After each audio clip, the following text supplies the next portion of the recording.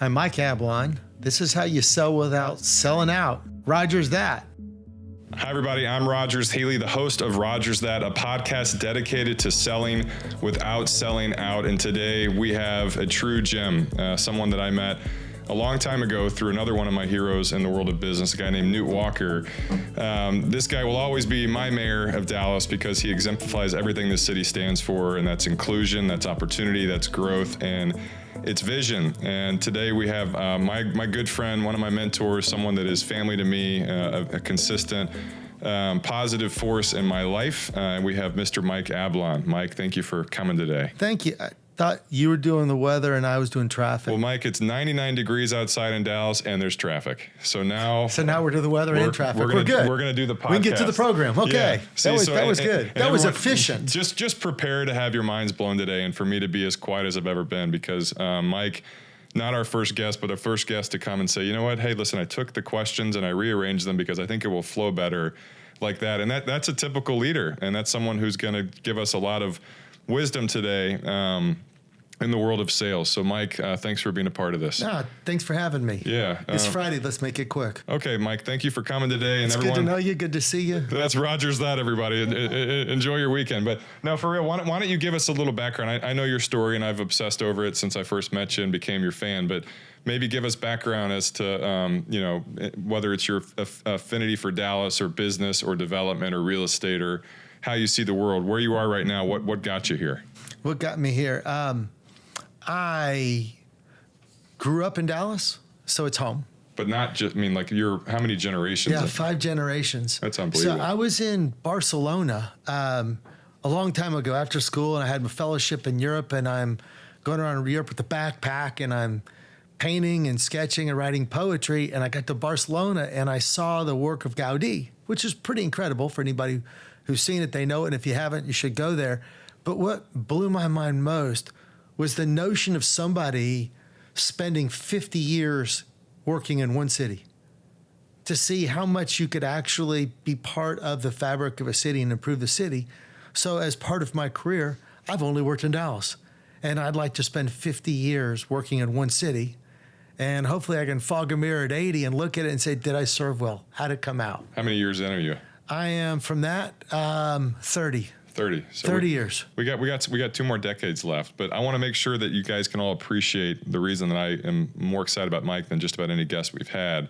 Where'd you go to college? I got my engineering degree at Texas. I got my architecture degree at Texas, and then my master's at Harvard. And then from Harvard, if I remember, you lived in Chicago? Yeah. Between undergrad and grad school, I had this really cool opportunity to apprentice for a world-renowned theorist who was writing theory, which you call postmodernism. His name was Robert Venturi. Wow. And then building monuments. And then I left there to go to France on a fellowship for something called the Paris Prize. They've had that each year for a couple hundred years. This would be like winning one lottery and then going to win another lottery and then getting struck by lightning twice in the same period of time. Yeah, and then grad school and in Boston. But I want to get inside your head. How did that even happen? Obviously, you learned at an early age that you were a salesperson and that you could go and kind of talk to anybody. But you get into school based on qualifications and a little bit of networking. But what was the actual process for going and getting these apprenticeships and kind of once in a lifetime opportunities with 2 different people? It's actually a pretty humbling story. I applied to only 2 people after college, a gentleman named I.M. Pei in New York, and this gentleman named Venturi. And I wrote him, this is before the cell phone, this is before the internet, so I wrote him 7 letters, and I finally got an interview. So I flew up there and I sat down, and he said, I'm giving you this interview so you'll stop writing me letters. And he's flipping through my portfolio, and he's talking to me, and he's going like this real fast. Like, stop, hold on. I spent a lot of time on that. He said, son, I've looked at 1,000 of these. I know what I'm doing. Wow. And he keeps on going, and he looks at me and says, I think you'll do. I said, great. And that was it. I wrote a thank you note to I.M. Pei, told him I was going to Venturi's office, and I moved to Philly. I said Chicago. I'm sorry. Yeah, no. I moved to Philly, and I didn't know a single person. I got an apartment on the first floor between a sushi bar and it was second floor. It was between a sushi bar and a massage parlor over a used shoe store. They sold used shoes. Oh my gosh. And then I took the train to work every day, and I worked 10, 12 hours a day, 7 days a week. And I was the happiest guy on earth. I had the greatest job on the world because you just sat there and apprenticed under a very famous thinker. And you know the Kimball, that was done by Lou Kahn. Lou Kahn trained Venturi, and he was trained by another very famous man named Paul Cray, and it goes back hundreds of years. So you're getting into a mentorship after mentorship that goes through generations. Each of them were very different in what they did, but it was the training. That was the lottery ticket, as you say. That was the luckiest thing that ever happened for me. What was your one takeaway from your first mentor experience? What did you learn that you're never going to forget? Oh God, I'll give you two. The first one was I asked him if I could work nights and weekends on my own on the Paris Prize competition, which was like 6 weeks. And he said, sure. And so it's about I figured I'd stay up all night, every third night for 5 weeks, and then take my 1 week vacation and sit at my desk for 5 days straight and finish the project and send it in. So I'm doing that, and I'm at like the 5th of 6 weeks, and I'm exhausted. I'm tanked. I'm dead. And I'm sitting at my desk, and it's Saturday or Sunday night. And it's just crickets. It's just me. And I'm looking at this thing thinking I'll never finish it. And it's not good enough. And the door opens across the room and Venturi walks in. He walks across the room, doesn't say a word, stands behind me. So I'm sitting there and he's standing behind me. And they go, eh. And he walks all the way back to the door, opens the door to leave, and looks at me and says, you know what? If you don't quit on yourself, you might just win. Huh. And he walks out. And it was right at that inflection point where you're about to just quit, because you're so exhausted. And one of the greatest things I ever learned was to recognize when I'm at that breaking point and say, oh, I'm at the breaking point. I'm not going to break. Let's go. Go to the bathroom, wash your face, get 2 more Diet Cokes out of the machine, sit back down and hit the burners. Yeah, but that's why you're where you're at right now. I think that's a gift that you either have or you don't. I don't think people can learn how to be resilient and kind of press on. And I think that's part of the frustration of being a business owner for me, especially, is that you see people that have these God-given gifts that maybe don't exercise them, and then you read about all the cliches of the no traffic on the extra mile and whatever. And I think that those are people that are just kind of built differently. Yeah, that or the people who have had the great fortune to find something that has such a deep meaning from them, they can't stop. Yeah. They just can't stop doing it because it matters to them. Yeah, and it's important and it's relevant, and there's something about it that's kind of special. Wow. So take us from Philly. Where'd you go after that? I went to Europe, and I got a backpack, and I had 2 satchels, one with books, poetry and books, and the other one with paintbrushes and sketches and sketch pads. And with my 2 satchels in my backpack, I went to Europe, and I floated around Europe and lived in Europe, painting and writing about where culture and commerce and city fabric comes together to build cities. And I didn't have an agenda. Were you kind of like was it weird? Was it weird? Like everyone's like, what the hell are you doing? Or was it something that was pretty normal back when you were doing that? No, it was weird as hell. It was off the rocker. And, but here's the thing that everybody thought was weird was you don't have a plan. Because when you have a plan, it's like you have blinders and you follow the plan. I wanted to follow my instinct. So I just kept on chasing an idea with the faith that I would get there. But what was there? Just like like the sense of peace? No. The there was to try to get to a deeper understanding of what makes for great cities.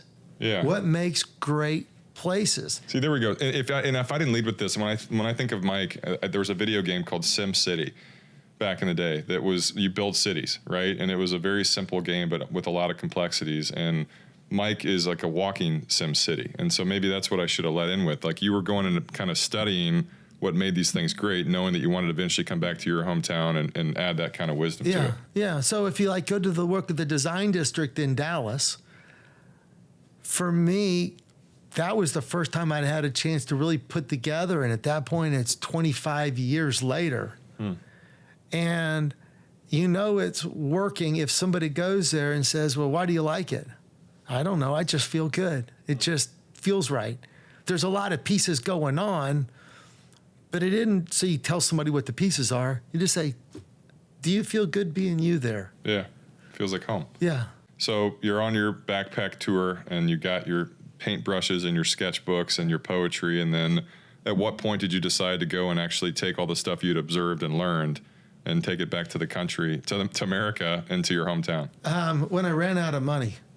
Which was? Actually, I ran out of money about halfway through. So I'd put up an easel, I'd paint or sketch. I'd only speak French, and I'd sell them on the sidewalk. Seriously? Yeah. Dude, this sell is those to get more money. Are you serious? And keep going. Yeah. So you were peddling paintings to go and continue your journey, and then people just stopped liking your paintings, or you stopped? No, I kind of ran out of gas. It was time. You know, it's called saturation point. Yeah. You pour water into a sponge, and at some certain point, the sponge is so full, the water's running off of it. Huh. It's when you kind of said, okay, I need to just stop and digest it and try to put it in action. So I went back to grad school, which was putting finance and design and theory all together and try to actually make it work. Instead of just talking about it, thinking about it, try to make it functionally work. And that's a process too. Do you think that you have the most unique background of anybody that does what you do in the country?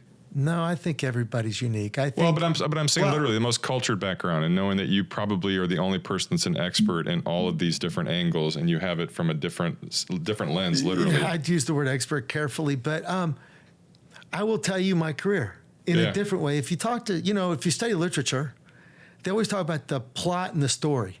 The plot is girl rides off on her bike, gets hit by a tornado. Some guys come along, pick her up and drag her home. And she has this crazy dream. And then she wakes up in bed and her dog Toto is there. And we know the story. That's the plot. The real story is a girl leaving to find out what matters in life and goes away to find, and in her dream, she sorts it out and she realizes that what she's looking for isn't someplace else. It's an inner peace or something. And that's the story of the Wizard of Oz. I chase paradigm shifts. That's what I've wanted to do my whole life. So the story of my career is I went to work for Ross Perot when he was starting his real estate company, and I wasn't really interested in building warehouses. For me, that's not really exciting. But this guy named Michael Dell, I think he flunked out of college. Maybe he did okay, dropped out, I don't know. This Dell guy, he isn't building computers. He's doing something incredibly fascinating. Instead of mass commodification, which is what was happening in the world, he was doing mass personalization. You get on this fad thing called the internet that wasn't going to last long, and you go like this, and he makes a computer and it goes to your house. It doesn't make chunks of computer that go to a warehouse, that go to a store, and you take it home from there. It was mass personalization. So that warehouses that we were building was like that new intermediate step. It wasn't a warehouse, it was a logistics facilities, much more like what you call an Amazon building now, 30 years, 20 years before Amazon even existed. So you're saying that was for Michael Dell? Well, I'm using Dell as an example of what was starting to happen in the world. And then when I went to build office buildings, it was just Bill Gates guy. All these guys don't finish college, I guess, and do pretty good. And he had these teams of people that changed positions every 18 months. They wanted to build big, flat office buildings. So then I left there to go build office buildings because those hadn't been built. The world is changing, so what I was looking for in Europe was seeing how culture changes and how cities adapt to it that make where commerce and culture come together to build cities. Now, I was more interested actually in the part where you get to urban density, like the design district or Preston Center or Oak Lawn or Lower Greenville, the other places I've worked on.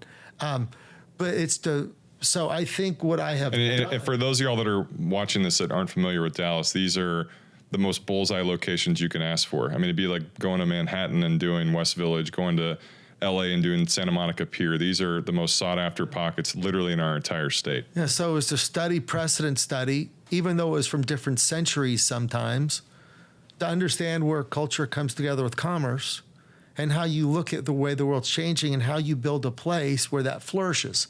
Because if we can do that in Dallas, we don't become big, we can become great. An example of that would take the Oak Lawn project I'm working now in Cedar Springs.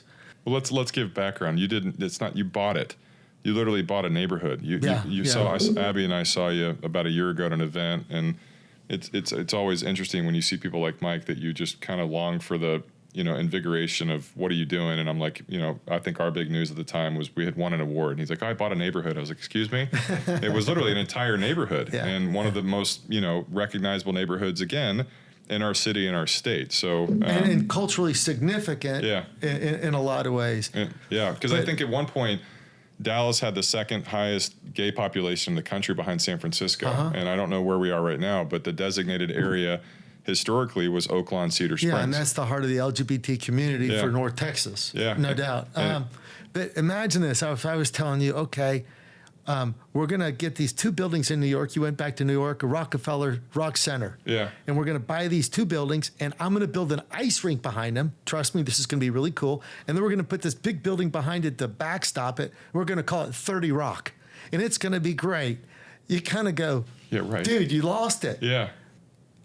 That ice rink with Prometheus holding up the globe is the greatest central park in North American continent. And it's just an ice rink, but it's how it really functions. So take those buildings on Oak Lawn, put an urban room behind it, and then flank it with buildings, and it will become, I hope, a significant cultural piece of our city fabric, but also a marker of perseverance backed supporting a community. If we can do that, talent will come to Dallas to be here. And jobs, you don't build for jobs. You build a great city fabric. Talent comes here because talent migrates and says, I want to be there. And then the jobs come streaming in. Why does Charles Schwab, Fidelity, we could go down the list. Goldman Sachs just announced another building for 5,000 people, not too far. Why are they coming here? You build the fabric. Caterpillar. And talent comes. Was it Caterpillar 2 weeks ago? Caterpillar was a couple weeks ago. Tractor Supply. Yeah. Or maybe not Tractor Supply. Yeah. McKesson just came here. I mean, they're coming because talent's here, and talent's coming here because talent thinks it can find the answer to what it wants. Did you see the statistic yesterday? I think it was in USA Today, and it talked about the amount of people that had moved to the top 10 cities that have gotten a large push of new people over the past year. Number 2 is like 125,000 people in the country. Dallas was like 328,000 people in a year, and it's in large part because of people like you. Oh, I don't know about me, but hopefully I'll build the. I mean, that's why in my other life, I work on building the great parks for the city and the trail system and the pieces of fabric that come together. Because Chili's is great on Tuesday night with your two kids in uniform. You go there after a soccer game, you make a mess, you apologize to the people who served you, you put the kids in the car, clean them up, read them their book, and put them to bed. But on Saturday night with a partner, however that formation works, you don't really want to go to Chili's. You want to go someplace where you feel you. Whatever remember in the 80s, it was be like Mike, be like Michael Jordan. It's not be like Mike. I'm Roger. I just want to be me, Roger. Whatever I am, I'm Roger, and I just want to Roger that. I want to feel good about it. Or even Rogers. Or just Rogers, and you go there. And why do you go there? I don't know. I just feel good. And if you build those places, people understand them. But that had to come with challenges, and I think for a guy like you that's got 30 years of significant success and significant impact, and again, the most unique background you'll probably hear was someone who backpacked through Europe, who worked for, the Michael Jordan of architecture, went to UT, went to Harvard, and is doing all this. As you kind of grew in your faith as a business person, what were the challenges you faced? But more importantly, how'd you overcome them to remain Mike Ablon throughout the journey? Yeah, I think the biggest issue I've had has really, in construction, there's an old joke. Do you want speed, quality, or price? Pick two. And because you can't have all three. Yeah, you can. It just means you don't do as much.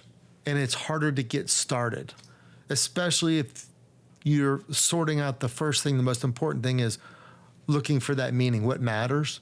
And if you're doing that, it's the hardest part of everything to me is getting a project started, because I'm not building another something that's already been built. If you go to any great business school, Stanford, make up a name, they teach you nail it and scale it.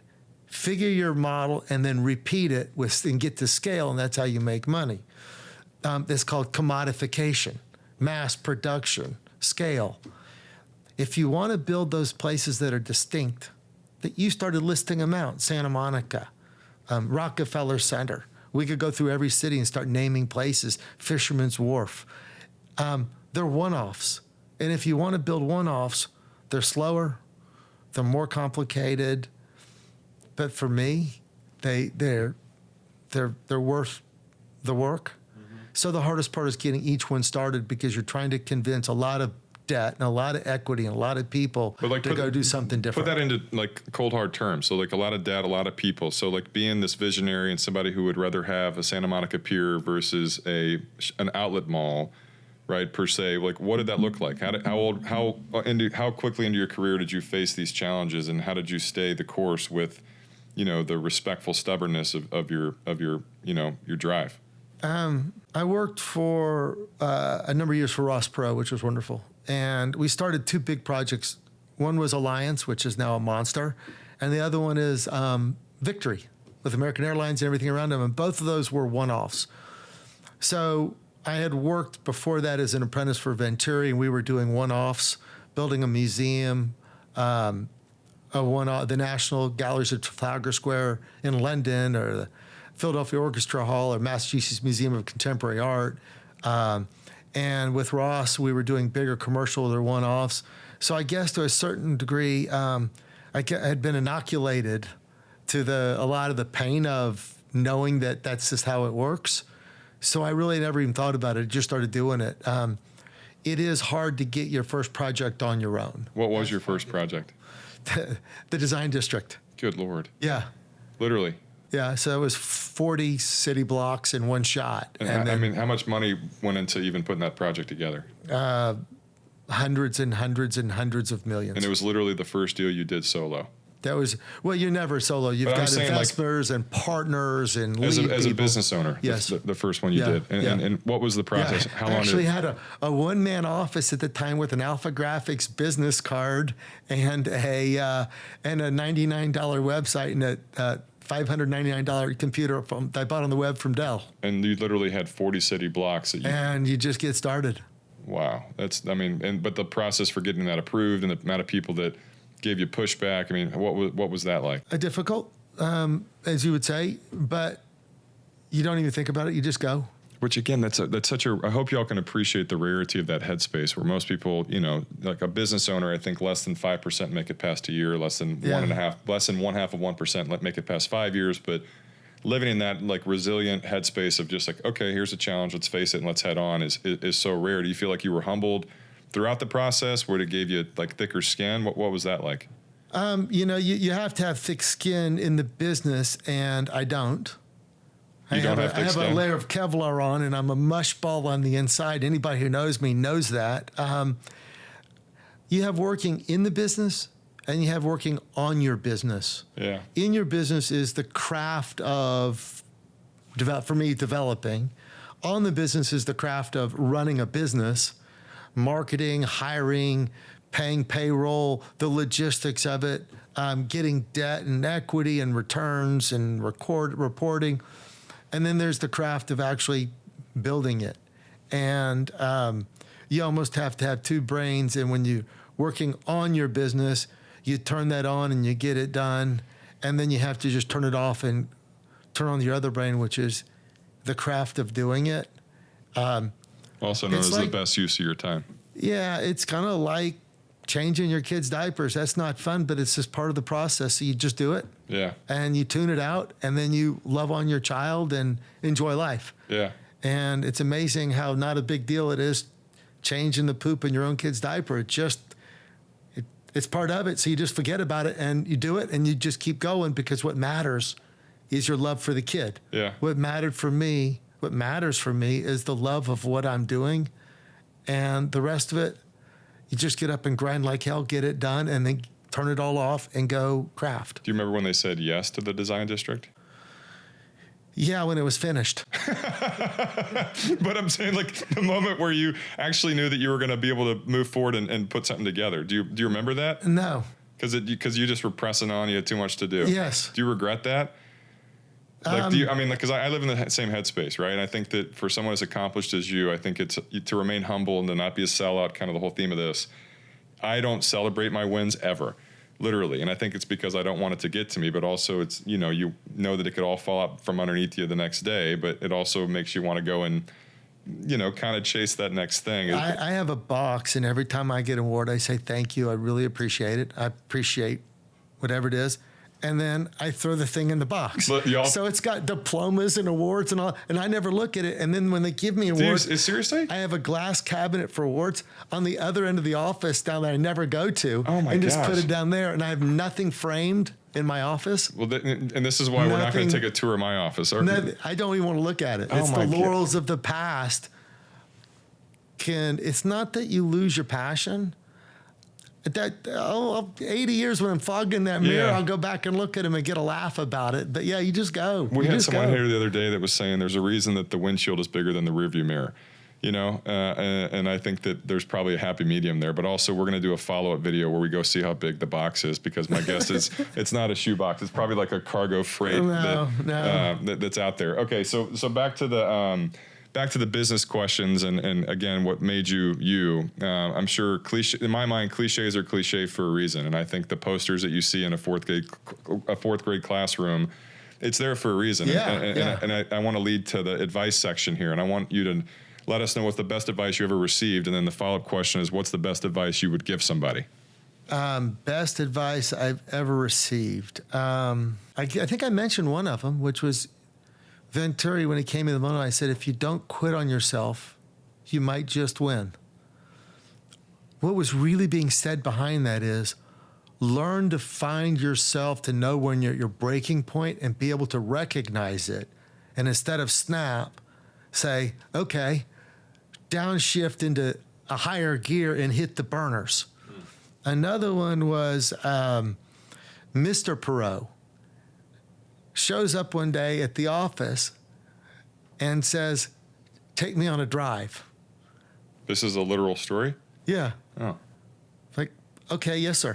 So Mr. Perot, who's at the time had to be in his late 70s, early 80s, gets in the car, and I go driving the buildings that I'm building for the company. I'm walking him through them. And he's really interested, and he's walking through the mud with me, and I'm dying. Had you been with him one-on-one before? Yeah. But we're going up steps of buildings that are half built. It's like, if I get this guy hurt, I'm dead. They're going to kill me. They're going to take me out and bury me out in Tolinga with a shovel that doesn't exist or something, right? So on the way back to the office, he looks at me and says, always remember, you're building for your grandchildren, even if you don't even have children yet. Huh. It was, to me, again, what was he really saying? Remember, price, speed, quality, pick two? Pick three. Start with quality. Always start with quality, because at the end, nobody remembers if it took you 2 weeks or 3 weeks. Nobody really remembers if it was $1 or $1.10. But what stays is the quality. Quality. And then from there, if I had to say something to somebody, one of the things that life has taught me was quality will have a quantity all its own in life. Think about that as your friends. You can have 100 friends. Would you rather have 100 people you know, or would you rather have those 5 people you could call up anytime? Yeah. And love on, cry to, joke with. You don't have to explain anything. You can just talk to them and you feel good.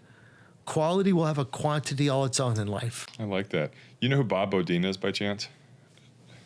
Doesn't he have the ice cream store around the corner? I don't think so. That was No, I don't know. Okay, it's a guy you'd really like. He's a local guy, Plano. He's got a book called The Power of Who, and I'm not a reader, but the premise of this book is, when you're in sales, whether you're launching at our age or you're a teenager or it's your second career, you already know the 5 most important people you need to know, right? And I think it's a common mistake that a lot of salespeople make, is myself included. I got into it, my initial, like your letters with the 7 letters to the guy that you mentored under, mine was Newt. And I finally just kept bugging him, where he was this fascinating character, where finally he said, come to my office, let's get this over with. And it led to a beautiful friendship, led to you, et cetera.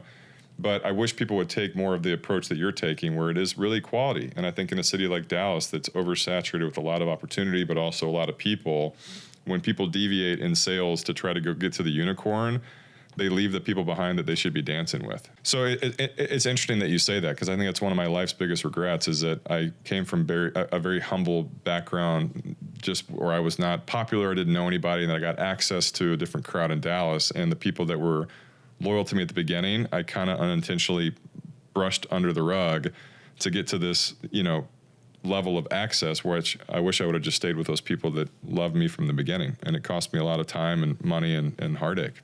I think if you just do what you do, there's a charisma to, if somebody does something that has meaning, you can smell it, you can feel it, it resonates. And that has a charisma that will, on its own merits, on its own volition, grow you and your business.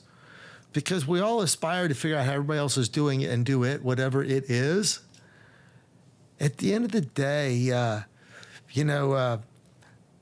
we don't all admire sometimes somebody because of something they have or do. Sometimes we admire them because they're just unabashedly being themselves. They're just doing whatever they do. Yeah. And that in and of itself is cool. Yeah, even if you don't agree with it. And then the people who that resonates with, they'll kind of gather around. And if you find the good ones in life, you hang on to them. Yeah. If you looked at my friends, I met some of them at Starbucks. Yeah. Some of my best, closest friends in the world. Met some of them sitting across the table from me working. I met Newt. You mentioned Newt a couple times. He was sitting across the table from me doing a deal. Seriously? That's how I met him. Wow. And I pulled him aside afterwards and said, "You're making a mistake. Here's your mistake. I'm the benefactor. I don't want to make a benefit off your mistake. Here's your mistake. If you want to change it. I'm good." And that was 20-something years ago. Wow. And who knows how you meet him, but when you meet him, you grab onto him. I agree. Okay, let's get back to the quality part and the Mike Ablon impact. You've done a lot of deals. You've been a part of a lot of significant evolution. When you look back at the halfway point of your career-ish, what are your standouts? What do you feel has been the most impactful thing you've done, and what's been your most your most memorable? Yeah, I think I have an odd answer for that. We mentioned Victory and Alliance for Mr. Perot and his company, and then on ours we've worked on Preston Center, Frisco Square, Design District, Lower Oak Lawn, the Harbor in Rockwell. Have you been out there? Mm-hmm. That's pretty neat. Yeah. And now on Cedar Springs and Oak Lawn. Right now, I'd say it's the most important thing to me is out of all of it is Oak Lawn. But if you asked me a couple years ago, I probably would have told you whatever project I was focused on the time. Mm-hmm. And that's kind of living in the moment. Yeah. Where that is the most important project of my life. It's the most precious thing I can do. There's a lot of internal pressure to be able to stand up to what you've promised and do it to the very, very finest. And if you ask me in 4 years when I'm working on something else, I'll probably say whatever it is. So whatever is of the moment is what matters most. Yeah, but and I'm glad you brought up the pressure part, because that's something I was going to ask you. What's it like literally carrying the weight of a neighborhood kind of on your shoulders? How do you go and get the voice of the community, but also kind of put it through your funnel and make sure that you're doing what's right for the long term, knowing that like a neighborhood like Oak Lawn is a unique neighborhood in itself, and I'm sure you want to keep that character, but how do you do that knowing that there's a lot of people you got to keep happy? And does it stress you out? Since we were talking about France, I've forgotten about this, but I'll talk about something that happened in France. Yeah. Somewhere in there that I left off. I went to school in Europe. I lived in France and went to school, and this is a school called Buzz Arts in Paris. It's the Architectural Institute of France. And we're sitting in a museum, and the professor is this little short guy that looks like Picasso with the bald head and big eyes, but he's Greek. And he sits us in front of a column, and you'd recognize the column. It's the Greek column with the swirly things on top. It's called Ionic. And everybody, okay, pull out your sketch pad. Okay, get ready to sketch. You have 3 minutes. Draw that column, but only draw shadows. So everybody starts drawing with shadows. Says, stop. That's 3 minutes. Flip. We're going to do it again. Draw it again, but only draw volumes. Ready, go. And everybody starts, stop. That's 3 minutes. And you did it over and over, and we did it 10 times. Shadow, line, volume. And the last time he said, okay, shake your hands out. Now it's 10 minutes. Draw. draw, you're kind of confused, right? And he said, no, just draw. Now, thank goodness the fool on the other side of me asked my question before I came out of my mouth. And he asks, what am I supposed to draw? And the little guy's eyes burst into his head. And he starts yelling, literally saying, you're the artist. Why are you asking me what to draw for art? Draw.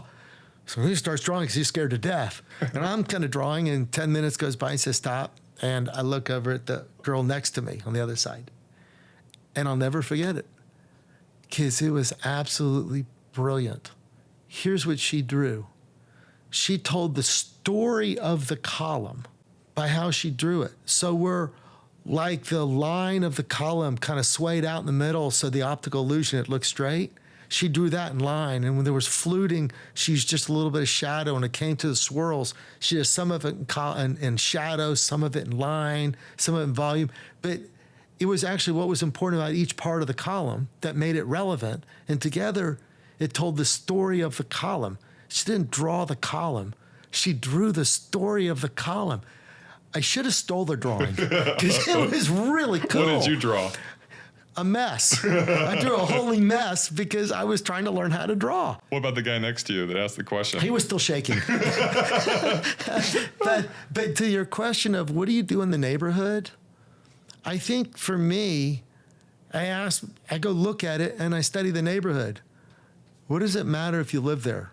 And that's all you think about. And then I look at it again. But what are you looking for? Like this again, like get us inside your head. You're going to these very prolific and you're talking about suburbia and Rockwall. You're talking about something that's brand new in Frisco. You're talking about Preston Center that's kind of, relived. What is it you're actually looking for from your set of eyes? That's a great question. Thank you. And the answer is it's different every time. Because what I'm looking for is what matters. What matters most. That's what I want to do with my life. Are you literally standing? With my life, I want to build what matters most. So in each place, there's something that has a deep meaning, and you're looking for that in that location. And if you can find it, then you try to figure out how to empower it, how to frame it, how to build it, and how to put it together, how to finance it. And so what I do is I start looking at the neighborhood. What's the community want? But I'm going to ask it different. What is your process for looking at the neighborhood? Is it you getting into a car and driving? Is it you going to the neighborhood diner and sitting there all day? Is it you sitting, like, what is that actual Yeah, all of it. Yes. And again, it's different. If you're in a deep urban fabric, it's a lot more of hanging out in the corner and looking out the window and then sitting there and drinking an iced tea while you're sitting on the curb. Or just walking around, or going there at sunrise, or going there on a weekend, or going there at night. It's trying to drive in, trying to sit there and do some work, or go to a hotel. It's whatever it is. You want to look at it over and over until you start to develop this fabric inside of your soul of what's the soul that's happening there and what matters to the people who are there. If Henry Ford, there's a story about Henry Ford on business. They said on Henry Ford, did you interview 100 people and ask them what they wanted? And he said, hell no. They just said a faster horse. And sometimes you can't ask people because they don't know what to ask for. It's not that they're not bright. They're just trying to deal with life and what's there. If you can get a sense for what they really want, a lot of times if you put it there, they walk up and say, that's what we wanted. For instance, the one thing that's missing in Cedar Springs, there's no gathering point. There's a historical marker on the corner. And for that community, that's where they gather, but there's no place to gather. The one thing missing most in the whole neighborhood was the collective gathering spot. That's what the urban room, that's the ice rink. That's why you put it there and flank everything around it, because that's the piece that's missing. How do you come to that? You just go spend time. You go live it. Go be part of it. Do you feel like you have, I'm going to try to word this intelligently, but do you struggle with the identity of what you are most interested in, knowing that you have to go and obsess, or you get to obsess over these different pockets where you find yourself kind of, I don't know, like wandering a little bit with what you actually prefer? Because you have to go live in these neighborhoods and live and die with very extreme different pockets of our city. But does that give you, when you go home at night or when a project is over, you're kind of like, wait, what am I? right? What if I was a neighborhood, which one would I be? When I was in engineering school and you were problem solving, every problem was different, but you had a methodology by which you solved all problems. It was like an outline that is concrete enough, that is structured, but abstract enough to be flexible. Given, find, assume, solve. It's how you solve every engineering problem. And then within that, there's a process, and you alternate that process. I do the same thing, which is, it sounds random because I'm talking about the different things you're thinking about, but there's a highly structured process by which you start to put those together, because at the end of the day, you got to build something that works. And it's all got to work or it doesn't work. So there's a very structured process that you go into, or I go through in my head, to organize it all and put it together. And once I get to that point, then I call the engineers, the architects, put the financial model, but you don't put a pencil down until you say, okay, I got it. And then you go layer it all down and start working it through and iterate and iterate and iterate. Do you get pushback sometimes from people? Like every single time. Yeah. And it's healthy. Yeah. Right. And you want to get that feedback. Most people are siloed. I've got somebody who owns a t-shirt shop. He's worried about getting people in to buy t-shirts. Have somebody who lives there. They're focused on living there.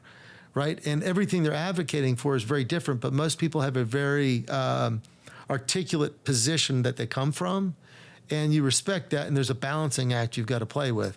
So it's always pushback. Look, it comes to me, you know this from business, a lot of stuff I do, I get we're on a podcast, I get the living tar beat out of me in the press at the beginning. And then you hope over time you produce to a level that it then makes sense, and that criticism wanes, and there's a common affection for what you've done. But yeah, there's a lot of criticism. I'm going to go off subject, not off subject, but I think to the whole theme of this podcast. The first time I remember somebody talking negatively about me online was one of the worst moments of my entire life. And it was such a setback just with everything. And then I realized, I'm like, oh my God, they're talking. This is free publicity. And it's nothing negative about me. But with you, literally the responsibility factor, knowing that the media is your enemy, how do you not go and cave and give in to their needs or to, what they think they need versus a faster horse, and you want to have a what? Huh? Yeah. What? Huh? Exactly. But I'm saying, what's the process for that? It's, again, easier said than done, but the higher up you get, the easier it is to shoot you down, and you run for mayor. Yeah. You go get in your car, you turn on the radio and you put on YouTube. You have a pity party for about 15 minutes and you get over it, and then you go back to what matters most and get back to work. It does affect you, and you have to absorb it, and you have to be able to process it, or you're going to be miserable. And I don't think you're supposed to go through life miserable. I think for me, it was always, whether it was running for mayor or building a project, it's, why am I here? What matters to me? Why am I doing this? And go back to the affection for what are you really trying to accomplish, and stay completely focused on what do you really want to try to get done. For me, it's build a great city. And I just go back to that. And the day I can't go back to it and find solace, I should find something else to do. He's going to get his real estate license and then help sell the city differently. So obviously our relationship is unique, where we kind of met through other people, and you have been able to have a gift for going straight to the top and getting access to people that maybe wouldn't give people like you and me the time of day if you didn't have the gusto, maybe some people the ignorance, to go straight to people that are impactful. IMPay, these people overseas, Newt, etc. What would be your advice to someone like me or somebody watching if they want to go and emulate a Mike Ablon? Like, what's the literal best way to get access to you? But more importantly, what's the technique for being sincere with trying to go to sell you to someone that's potentially going to change their entire life? Yeah, first of all, if you want to be like me, don't get a haircut. Get a haircut. Get a haircut. Get a haircut. Yeah. Yeah, exactly. At the Bad Hair Patrol. Yeah. When people come to me, or when I go to somebody else, you kind of wonder, what are they looking for? Are they looking for access? Are they looking for an easy ride at the top? Are they looking for validation? Or are they looking for money? Are they looking for, what's the agenda? And the people who usually get a return phone call are the people who really walk in and tell them this is why I'm here. Hey, Sarah, can I talk to you? I'm focused on this idea and you're going down the road with it. Can I talk to you about it? Just very straightforward. So Sure. Or I'd like for you to look at an investment I'm doing.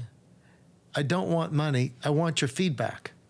Or I want your feedback and I'm going to ask you for money. It's when hey, do you have time to get together? That's, that's like, I'm going to fish around and then see what I can do. I think at the end of the day, what really is behind that is, are you really sincere? And you can smell that out. And we all have time for people, for real people, sincere people. And the further you get, the less you want to make time for the people who aren't sincere. So the more you're you, the more you own who you are, all of you, the good, the bad, and the ugly, and you say, here I am, and here's what I'm interested in up on front, then that builds a trust from the other person of saying, okay, I know what they're looking for. I do have time or I don't have time for that. I started my company with $10,000, a one-room office, and no business. It's the worst business plan ever. Harvard will do a case study on how not to get started. And I'm laughing at myself so much I forgot where I was going with it. No, you were just saying how why would someone like you give someone like me a chance to get access to you? And kind of the what you were saying in short was you got to start with the end in mind, but you got to do it with a genuine approach. And so so you're chasing an idea, at least for me, from the very beginning. And when you approach people and say, this is what I want to do, and this is what I'm doing, it wouldn't have happened in New York, I don't think. It probably wouldn't have happened in Chicago. Dallas is a really open-minded business community. You don't succeed because you're good. You don't succeed because you work hard. You actually succeed because everybody around you wants you to succeed. We're a peer-promoting society. You succeed because everybody around you wants you to be successful, and that happens. And there's people will make time if you say, I'm here and I'm in the fight with you, and you're sincere. Maybe not the best answer, but I really think that sincerity is just, there's no other way around it. It's kind of like breaking bread with somebody. We've been sitting around the campfire for 100,000 years as a species for a reason. We're communal, and you want to sit around the campfire with people who you think are going to help you find your destiny, whether that's food, protection, love, humor, passion, whatever it is. We are a communal group, and if you come in and you fit the communal, you're invited. There's some groups where you're not going to be invited into, and then you can spend your life trying to butt your head in. I think you're wasting your time. But people will invite you in. So if you walk in and say, here I am, own it. Yeah, own it. That's probably some of the best advice that we'll ever get, and it all centers around just being yourself. Where my favorite quote, which I put in the invite for you to come, I don't know who said it. It might have been not Henry Ford or Thoreau or somebody said, be yourself because everyone else is taken. Yeah. Who was that? I always use that as a joke. They said, what did you really want to be in life? I said, I wanted to be Brad Pitt, but he took the role, so I'm going to be Mikey One Feather, and that's me. Yeah, I think the other one is if you can be anything, be Batman. If you can't be Batman, just be yourself. But I think that epitomizes why I wanted to put this together and why I wanted you to be a part of it, is that, it's easy, it's simple, but I think that gets harder as you become more successful and you embody what it's like to remain humble and to remain a leader, a servant leader, but to do it while you can still get sleep at night, which I think the follow-up is how much sleep do you get, but probably not much. Not much. Yeah, well, let's... I'm actually, everything's a choice. Yeah. Everything is a choice. If you own your destiny, then everything is a choice, and you don't not sleep because you're nervous. If you're nervous, that's an external pressure. If you're passionate, you sleep. You just got to sleep. You got to sleep. The balance question that we haven't talked about. If you're not healthy, you're not good to anybody, including yourself. And health doesn't mean you're working out at the gym. That means you have time to live, to love, to cry, to laugh, to have friends. And that actually makes you better at whatever it is you aspire to do. Your company does better when you're healthy. Yeah. So you do have to take care of that. And if you're losing sleep, that means there's something that you need to go fix. So go figure what it is and go fix it. Noted. Sleeping to me, sleeping isn't a bodily function. It's kind of an abstract idea. Are you comfortable in your own skin? Are you okay? And when somebody says, I'm not sleeping at night, what they're really saying is, I'm not comfortable in my skin. But what if they have a newborn and the newborn's waking them up every 30 minutes? That only lasts 18 years. Fair enough. Well, that give us some time for this podcast to get some momentum and for my daughter to be old enough to appreciate the legend that is Mike Ablon. So. Do I get to say Rogers that? Yeah, as many times as you want. What's the proper closing here? Probably just I'm Rogers that. I mean, there is no proper closing, and I want to make sure before we do have our improper closing to thank you again for being a part of this. And I know that many people will appreciate your wisdom and your vulnerability and your story, which it's a very unique one, and I think you can appreciate that. Thanks, as much as and I can. well, thanks for having me. You're welcome. I think we were supposed to talk a little bit more about Dallas, and if you want to do that at another time, I'd love to. I'll talk about Dallas. For me, that's more fun than talking about me. Talking about me is uncomfortable. Well, you are I'd Dallas. love to talk about Dallas with you. A fifth-generation Dallasite. We would be honored to have you on here and to have you talk about the city that you've helped build and that's built you as well. Anytime, as long as we start with the weather report and the traffic, then we're good to go. We got our stick down. I'm in. Well, thanks for being a part of this, and y'all, thanks for watching. Thanks and Mike, for having me. We appreciate you and all that you do for our city. If you're not in Dallas, come to Dallas. And if you need a real estate agent, I'm available. Exactly. All right. Well, cool. Well, thank you very much, Mike. And Rogers that. Rogers that.